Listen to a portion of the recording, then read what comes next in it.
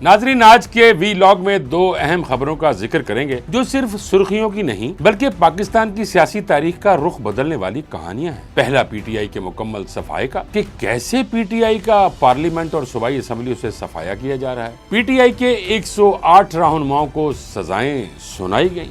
دوسری جانب امریکہ کے ساتھ آئل اینڈ منرل کی ڈیل ہو چکی ہے، جیسا کہ آپ جانتے ہیں۔ اس ڈیل میں کیا کیا گیا ہے، سب کا ذکر کریں گے۔ کیا یہ محض اتفاق ہے کہ جیسے ہی واشنگٹن سے مثبت اشارے ملے، اسلام آباد میں گرفتاریوں، سزاؤں اور دباؤ کی رفتار دگنی ہو گئی؟ مزید حیرت انگیز بات یہ ہے کہ یہ سزائیں 31 جولائی کو دی گئیں۔ جی ہاں، وہی دن جب پرویز مشرف کو سزائے موت سنائی گئی تھی۔ تو کیا پاکستان کی سب سے بڑی سیاسی جماعت اور سابق فوجی عامر کو ایک ہی تاریخ میں نشانہ بنانا محض اتفاق ہے، یا پھر یہ جمہوریت کے نام پر انتقام کی نئی قسط ہے؟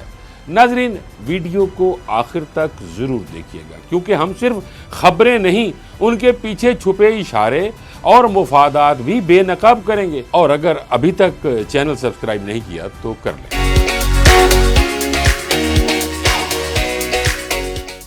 السلام علیکم ناظرین، میں ہوں نعیم خان اور آپ دیکھ رہے ہیں میرا ڈیجیٹل چینل۔ آج کا ویلاگ بہت اہم ہے اور بہت سی اہم خبریں ڈسکس کریں گے۔ سب سے پہلے بات کریں گے تحریک انصاف کی، جن کے رہنماؤں کے لیے آج سزاؤں کا اعتبار بازار لگا۔ فیصل آباد میں انسداد دہشت گردی عدالت نے 9 مئی کے 3 مقدمات کا فیصلہ سناتے ہوئے عمر ایوب، شبلی فراز اور زرتاج گل وزیر سمیت پاکستان تحریک انصاف کے 196 رہنماؤں اور کارکنوں کو 10 سال تک قید کی سزائیں سنائیں۔ انسداد دہشت گردی عدالت نے مجموعی طور پر 9 مئی کے 3 مقدمات کا فیصلہ سنایا۔ Opposition leader Omar Ayub, Saint میں قائد حزب اختلاف شبلی فراز، رکن قومی اسمبلی زرتاج گل، صاحبزادہ حامد رضا اور شیخ رشید کے بھتیجے شیخ راشد شفیق سمیت 58 ملزمان کو 10 سال قید کی سزا سنائی گئی۔ عدالت نے تھانہ غلام محمد آباد میں درج مقدمہ نمبر 1277 میں 67 میں سے 60 ملزموں کو سزائیں سنائیں، جبکہ 7 کو بری کر دیا۔ انسداد دہشت گردی عدالت نے تھانہ سول لائن میں درج مقدمہ نمبر 832 میں 108 میں سے 107 ملزمان کو 10 سال قید، جبکہ ایک کو 3 سال قید کی سزا سنائی اور 77 کو بری کر دیا۔ خصوصی عدالت نے تھانہ سول لائن میں درج مقدمہ نمبر 835 میں 32 میں سے 28 ملزمان کو سزا سنائی گئی، جبکہ 4 کو بری کر دیا گیا۔ مقدمہ نمبر 835 میں عمر ایوب، شبلی فراز، زرتاج گل، کنول شوذب، فرا اعجاز، رائے حیدر کھرل اور محمد احمد چٹھا سمیت 28 ملزمان کو 10 سال قید کی سزا سنائی گئی۔ سزا پانے والے پی ٹی آئی رہنما میں اشرف سونا، رائے حسن نواز، رائے مرتضی اور چودھری اقبال اعجاز، محمد احمد چٹھا، چودھری آصف علی اور شکیل احمد خان نیازی بھی شامل ہیں۔ عدالت نے کنول شوذب، فرخ آغا، فرخندہ کوکب، انشا اظہر، سردار عظیم اللہ خان، ماہر محمد جاوید، محمد انصر اقبال، رانا آفتاب، شابان کبیر اور جنید افضل شاہی کو بھی سزائیں سنائیں۔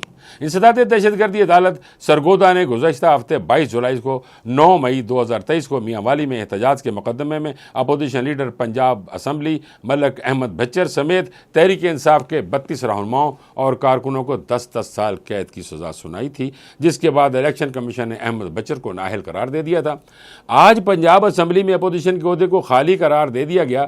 اس سے قبل 21 دسمبر 2024 کو فوجی عدالت نے ثانیہ 9 مئی کے کیس میں ملوث 25 مجرموں کو 10 سال تک قید کی سزا سنائی تھی۔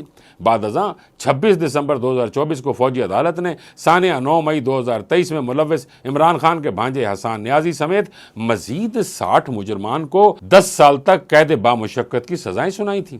دوسری جانب اسلام آباد کی انسداد دہشت گردی عدالت میں تھانہ کراچی کمپنی کے مقدمے کی سماعت ہوئی۔ عدالت نے 50 پی ٹی آئی رہنماؤں کے وارنٹ گرفتاری جاری کر دیے۔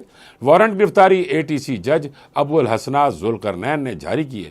رہنماؤں میں علیمہ خانم، شیخ وقاص اکرم، حماد اظہر، کنول شوذب، شاہد خٹک، شاندانہ گلزار، شیر افضل مروت، سابق صدر عارف علوی، سمابیہ طاہر، مشال یوسفزئی، شبلی فراز، فیصل جاوید، عبدالقیوم نیازی، نادیہ خٹک، عمر تنویر بٹ، آفاق علوی شامل ہیں۔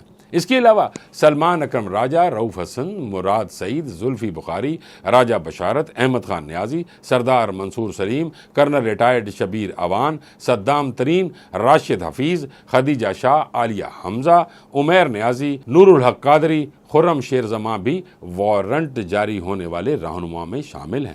عدالت نے اسد قیصر، عمر امین گنڈا پور، عاطف خان، شہرام ترکئی، عمر ایوب، زرتاج گل، جنید اکبر، جمشید دستی، اعظم سواتی، حامد رضا، میاں اسلم اقبال، سالار خان کاکڑ، سہیل آفریدی، اجمل صابر، ڈاکٹر نثار جٹ، شعیب شاہین، سید علی بخاری، عبداللطیف چترالی کے بھی وارنٹ گرفتاری جاری کیے۔ ان مقدمات میں کچھ افراد کو 8 ماہ بعد محض اس بنیاد پر نامزد کیا گیا کہ پولیس کی تفتیش کے مطابق یہ احتجاج ان کی ایما پر ہوا تھا۔ پولیس کے مطابق 5 اگست سے صرف 5 دن قبل انہیں یہ انکشاف ہوا اور فوری طور پر عدالت سے ناقابل ضمانت وارنٹ گرفتاری حاصل کر لیے گئے۔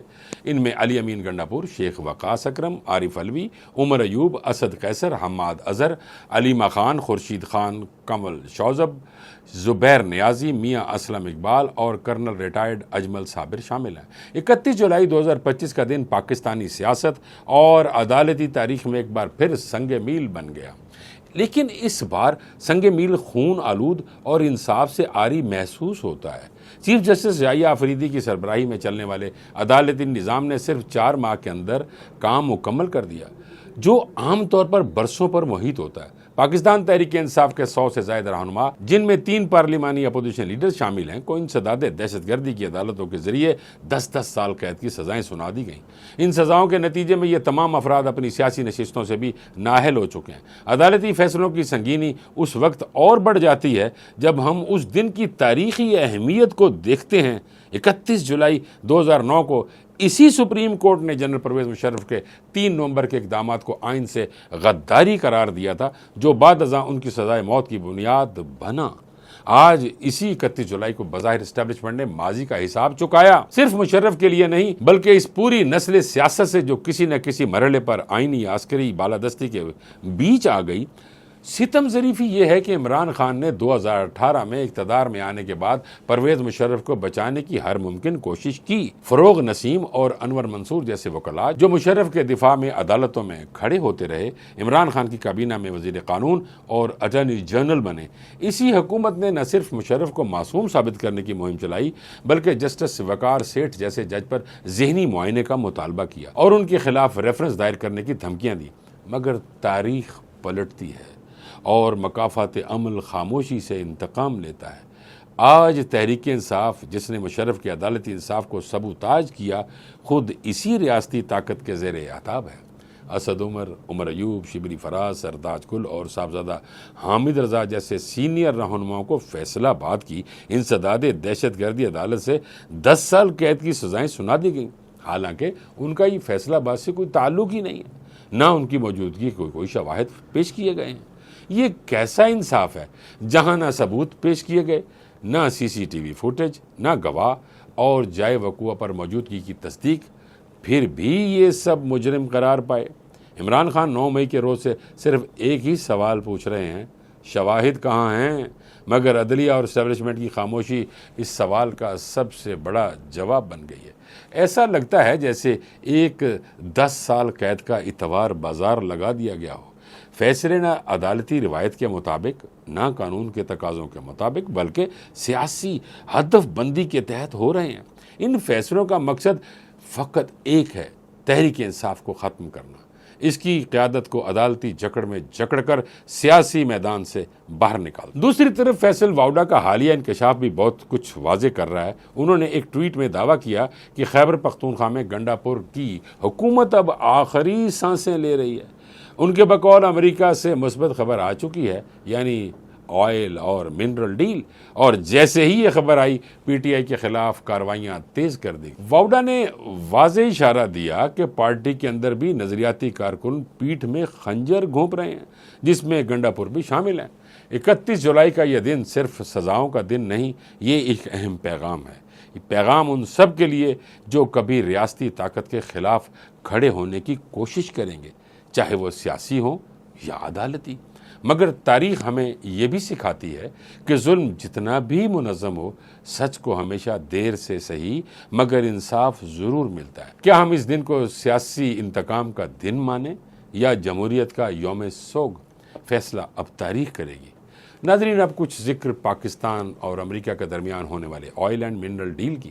ناظرین، کیا یہ محض اتفاق ہے کہ جیسے ہی واشنگٹن سے مثبت اشارے ملے، اسلام آباد میں گرفتاریوں، سزاؤں اور دباؤ کی رفتار دگنی ہو گئی؟ ایسے ایک معاہدے کی جو پاکستان کی معیشت، توانائی کے شعبے اور عالمی تجارتی روابط کے لیے ایک گیم چینجر ثابت ہو سکتا ہے۔ ناظرین، پاکستان میں تیل اور معدنی ذخائر کی موجودگی کوئی نئی بات نہیں، خاص طور پر بلوچستان، سندھ اور کے پی کے کچھ علاقے ان قیمتی ذخائر سے بھرپور ہیں۔ لیکن ان ذخائر کی دریافت اور استعمال کبھی سیاسی، کبھی تکنیکی اور کبھی سیکیورٹی وجوہات کی وجہ سے مکمل طور پر ممکن نہ ہو سکا۔ امریکہ ماضی میں بھی پاکستان کے توانائی کے منصوبے میں دلچسپی لیتا رہا ہے، لیکن یہ دلچسپی اب ایک باقاعدہ تجارتی معاہدے میں بدل چکی ہے۔ 30 جولائی 2025 کو امریکی صدر ڈونلڈ ٹرمپ نے اعلان کیا کہ پاکستان اور امریکہ نے ایک نئی تجارتی اور توانائی شراکت داری پر دستخط کر دی ہیں۔ اس معاہدے کے 3 بڑے پہلو ہیں۔ صدر ٹرمپ کے مطابق پاکستان میں میسو آئل ریزرو دریافت ہو چکا۔ امریکہ ایک مخصوص آئل کمپنی کے ذریعے پاکستان ان ذخائر کی دریافت، نکاسی اور برآمد میں شراکت دار بنے گا۔ کمپنی کا انتخاب جاری ہے اور توقع ہے کہ اگلے 3 ماہ میں یہ عمل مکمل ہو جائے گا۔ دوسری بات ہے کہ منرل کوآپریشن اس معاہدے میں صرف تیل ہی نہیں بلکہ معدنی ذخائر، ریئر ارتھس، کرٹیکل منرلز وغیرہ بھی شامل ہیں۔ مشترکہ سرمایہ کاری، مائننگ ٹیکنالوجی کی فراہمی اور انسانی وسائل کی تربیت جیسے نکات شامل کیے گئے۔ نمبر 3 پہ بات ہے ٹریڈ اینڈ ٹیرف معاہدہ۔ پاکستان کی کئی مصنوعات پر امریکہ میں لگنے والے ٹیرف میں کمی پر اتفاق ہوا ہے۔ خاص طور پر ٹیکسٹائل، آئی ٹی سروسز اور فوڈ پروڈکٹس کو ترجیح دی جائے گی۔ اس فیصلے سے پاکستان کی برآمدات میں اضافہ ممکن ہے۔ اس معاہدے پر بات چیت کا آغاز 2024 کے آخر میں ہوا تھا، جب پاکستان کے ایک اعلیٰ سطحی وفد نے واشنگٹن کا دورہ کیا۔ 2025 کے وسط میں مفاہمتی یادداشت یعنی MOU پر دستخط کیے گئے اور بالآخر جولائی میں صدر ٹرمپ نے معاہدے کا باضابطہ اعلان کیا۔ اب کیا ہوگا؟ اگلے 2 سے 3 ماہ میں کمپنی کا انتخاب، پھر جیو فزیکل سروے اور پائلٹ ڈرلنگ پروجیکٹس۔ متوقع ہے کہ 2026 کے آغاز میں بڑے پیمانے پر کام شروع ہو جائے گا اور 2027-28 میں پاکستان میں پہلی بار خود کفیل تیل پیداوار کا آغاز ممکن ہو سکتا ہے۔ پاکستان پر ممکنہ اثرات کی بات کی جائے تو ناظرین، اس معاہدے سے توانائی بحران کا حل ہوگا، برآمدات میں اضافہ ہوگا، بیرونی سرمایہ کاری کو فروغ ملے گا، نوجوانوں کے لیے روزگار کے مواقع پیدا ہوں گے، علاقائی ترقی خصوصاً بلوچستان میں ترقیاتی منصوبے شروع ہوں گے، عالمی سطح پر پاکستان کی تجارتی حیثیت میں بہتری آئے گی، بلوچستان اور دیگر علاقوں کی سیکیورٹی، شفافیت اور کرپشن سے بچاؤ، مقامی کمیونٹیز کی شمولیت، ماحولیات کے اثرات۔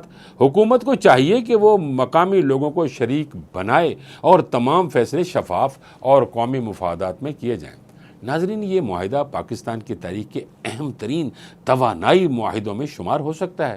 اگر اس پر دیانتداری، منصوبہ بندی اور قومی جذبے سے عمل درآمد کیا جائے تو یہ معاہدہ پاکستان کو توانائی کے بحران سے نکال کر ایک نئی ترقی کی طرف لے جا سکتا ہے۔ آپ اس ڈیل کے بارے میں کیا سوچتے ہیں؟